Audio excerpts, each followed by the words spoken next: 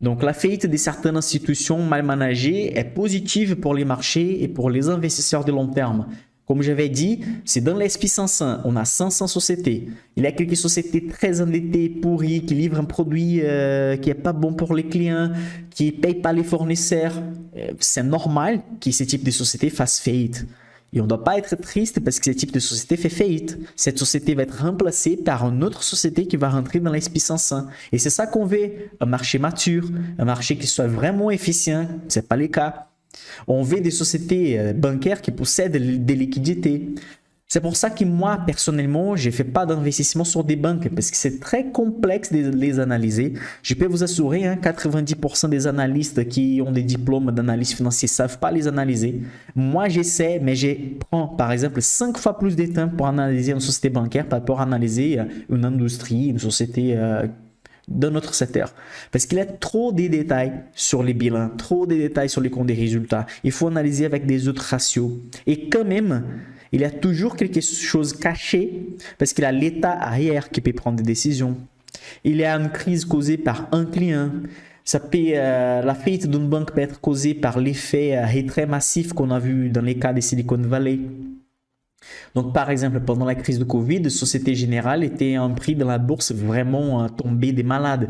À ces moments, à mon avis, c'était un bon moment pour acheter les actions des BNP, Crédit Agricole, etc.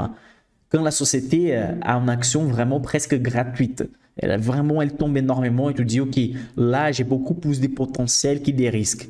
Mais dans les contextes normaux de marché, je ne suis pas trop fan d'acheter des banques. Je préfère des sociétés financières comme Amundi, etc.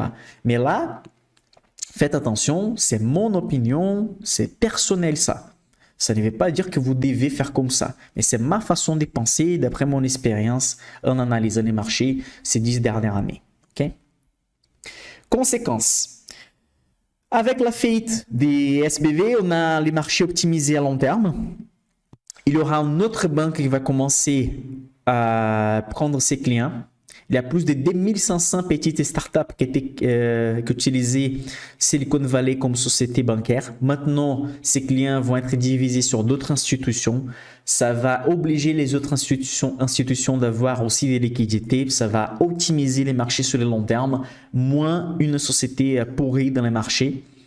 Les meilleures banques vont rester, évidemment. Si la banque elle est vraiment sérieuse, s'il y a une équipe vraiment qui est capable de prévoir que les clients vont faire des retraits, ils peuvent simplement éviter ce type de cas. Cela ouvre de la concurrence, évidemment. Donc, il y a une banque de moins. Les autres banques vont gagner ses clients, mais rien n'empêche d'avoir des autres petits concurrents, des autres banques qui rentrent dans les marchés aussi. Les marchés ils réagissent trop. Les marchés ils exagèrent. Par exemple, mon portefeuille de small cap, il a pris cher. Il est tombé genre des 5-6% dans une semaine. Et maintenant, je vous pose une question.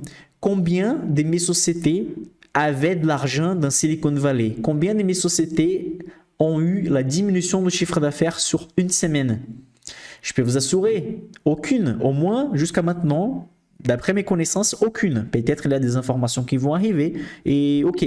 Mais jusqu'à ces moments, les sociétés ont perdu 6%. Les portefeuilles ont perdu 6% sur une semaine. Parce que ce sont des sociétés small cap américaines. Donc, a priori, elles peuvent être des clients potentiels des Silicon Valley.